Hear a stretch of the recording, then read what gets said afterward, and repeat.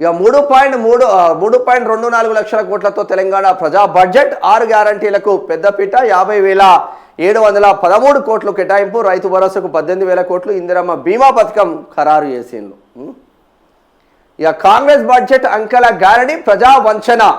మహిళలకు 0 రైతులకు మొండి చేయి నిరుద్యోగులకు ఊసేలేదు రాష్ట్ర బడ్జెట్పై కేంద్ర మంత్రి బండి సంజయ్ తీవ్ర ధ్వజం మంత్రివర్గంలో 3కి చోటు 2కి ఉద్వాసన వచ్చే అసెంబ్లీ సమావేశాల తర్వాత తెలంగాణ మంత్రివర్గంలో భారీ మార్పులు కొత్తగా 3 నేతలకు కేబినెట్లో చోటు పనితీరు సరిగ్గా లేని 2 మంత్రులపై వేటు పడే ఛాన్స్ సీనియర్ నేత విజయశాంతికి మంత్రివర్గంలో చోటు ఖాయం ఆమె కాంగ్రెస్ కోసం ఏం చేసిందా విజయశాంతి అసలు ఎమ్మెల్సీ ఎట్లు ఇచ్చిల్లో కూడా తెలియదు నాకు బీసీ కోటాలో టీపీసీసీ చీఫ్ మహేష్ గౌడ్కు ఉప ముఖ్యమంత్రి పదవి ఇచ్చేలా ప్రతిపాదన మహేష్ గౌడ్ కేబినెట్లోకి వస్తే టీపీసీసీ బాధ్యతలు మంత్రి పొన్నం ప్రభాకర్కు అప్పగించే అవకాశం ఒక గౌడ బిడ్డ ఇటు వస్తే ఇంకో గౌడ బిడ్డకే వస్తుందంట మళ్ళీ వేరేటోళ్ళు బీసీలో అలా వేరేటోళ్ళు లేరు కావచ్చు ఏందో అర్థం కావట్లేదు వీళ్ళకి విజయశాంతి వస్తుందంట విజయశాంతి నిజంగా వచ్చే ఛాన్స్ ఉందా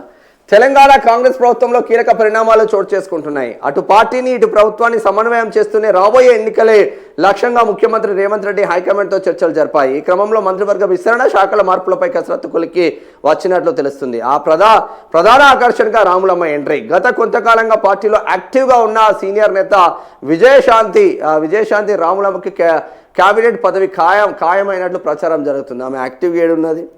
ఎమ్మెల్సీ వచ్చినా కానీ అత్తపత్త లేదు ఇప్పటి వరకు కనిపించలేము మహిళా కోటతో పాటు ఆమెకున్న ఇమేజ్ను వాడుకోవాలని అధిష్టానం భావిస్తున్నది మరోవైపు ప్రస్తుత పీసీసీ చీఫ్ మహేష్ కుమార్ గౌడ్ ఆ మంత్రి పదవితో పాటు కీలకమైన డిప్యూటీ సీఎం పదవిని ఇచ్చే ప్రతిపాదన తెరపైకి వచ్చింది బీసీ కోట కింద క్యాబినెట్లో మార్పులు కొత్తగా ముగ్గురు నేతలు క్యాబినెట్లోకి వచ్చే అవకాశం ఉంది పనితీరు సంతృప్తికరంగా లేని మరియు వివాదాస్పద వ్యాఖ్యలతో పార్టీని ఇబ్బంది కలిగించిన 2 మంత్రులను క్యాబినెట్ నుంచి తొలగించే అవకాశం ఎవరు వివాదాస్పద మంత్రులు ఎవరున్నారు తెలంగాణ రాష్ట్రంలో కోమటిరెడ్డి వెంకటరెడ్డి ఒకరైతే కొండా సురేఖ ఒకరు ఇద్దరు కోడై కూస్తున్నారు బయటికి పోయే ప్రమాదం అవుతుంది కోమటిరెడ్డి వెంకటరెడ్డి కొండా సురేఖ చూడాలి మరి ఒక బీసీ పద్మశాలి ఒక రెడ్డి ఎవరు పోతారు ఎవరు వస్తుంది కూడా చూడాల్సిన ఆవశ్యకత ఉంటుంది వివాదాస్పద వ్యాఖ్యలతో పార్టీని ఇబ్బందులు కలిగించిన 2 మంత్రులను క్యాబినెట్ నుంచి తొలగించే అవకాశం ఉంది మహేష్ గౌడ్ క్యాబినెట్లోకి వెళ్తే ఖాళీ అయ్యే పీసీసీ చీఫ్ పదవికి బీసీ నేత అయిన మంత్రి పొన్నం ప్రభాకర్కి ఇస్తారా వేరేటోళ్ళకి ఇస్తే బాగుంటుంది కదా చూద్దాం ఒకసారి రెండులో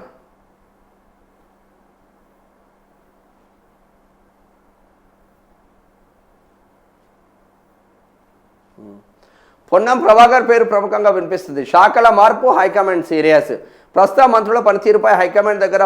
ఇప్పటికే ప్రగతి నివేదికలు ఉన్నాయి శాఖలపై పట్టు సాధించని మంత్రుల ఆ శాఖలను మార్చడం లేదా వారిని పూర్తిగా పక్కన పెట్టడం ద్వారా ప్రభుత్వ ఇమేజ్ను పెంచాలని రేవంత్ భావిస్తున్నారు ముఖ్యంగా సామాజిక సమీకరణాలు బ్యాలెన్స్ చేస్తూ బీసీలకు మరింత ప్రాధాన్యత ఇవ్వాలని డిప్యూటీ సీఎం హోదాపై చర్చ జరుగుతుంది ప్రస్తుత అసెంబ్లీ సమావేశాలు ముగిసిన వెంటనే తెలంగాణ ఆ క్యాబినెట్ కొత్త రూపంలో కనిపించబోతుంది డిప్యూటీ సీఎం ఎందుకు ఇస్తున్నారంటే నేను ముందు ఇందాకే చెప్పిన పొంగులేటి శ్రీనివాస్ రెడ్డికి దుద్దిల్ల శ్రీధర్ బాబుకి బట్టి విక్రమార్కకి ఎఫెక్ట్ పడబోతుందని చెప్పిన ఫస్ట్ వికెట్ బట్టి విక్రమార్క ఇప్పుడు తెలంగాణ డిప్యూటీ సీఎం ఎవరు అంటే బట్టి విక్రమార్క అంటారు నెక్స్ట్ తెలంగాణ డిప్యూటీ సీఎం ఎవరు అంటే ఇప్పుడు మనోడు ఉండే బట్టి ఉండే అప్పుడు ప్రియారిటీ రేవంత్ రెడ్డి ప్రియారిటీ ఎవరికి ఇస్తారు కొత్తగా వచ్చిన ఒకవేళ ఇక్కడ బీసీ బిడ్డ గౌడ బిడ్డ పీసీసీ అధ్యక్షుడు మహేష్ కుమార్ గౌడ్ ఒకవేళ డిప్యూటీ సీఎం అయితే పీసీసీ ఇక్కడ డిప్యూటీ సీఎం మహేష్ గౌడ్కు ప్రియారిటీ ఇస్తారు ఆటోమేటిక్గా ప్రియారిటీ తగ్గుతుంది ఒక వికెట్ ఇక నెక్స్ట్ దుద్దిల్ల శ్రీధరబాబు వికెట్ పొంగులేటి శ్రీనివాస్ రెడ్డిని టార్గెట్ చేస్తారు లాస్ట్కు దుద్దిల్ల శ్రీధరబాబు వీళ్ళని ఏం టార్గెట్ చేయడు ఆయనకు అనుకూలంగా ఉంటే సరిపోతుంది మంతని డెవలప్మెంట్ అయినా కాకుండా ఆయనే మంచిగా ఉంటే సరిపోతుంది ఇక ఆయనకు డెవలప్మెంట్ అవసరం లేదు పాపం డెవలప్మెంట్ గురించి అడగొద్దు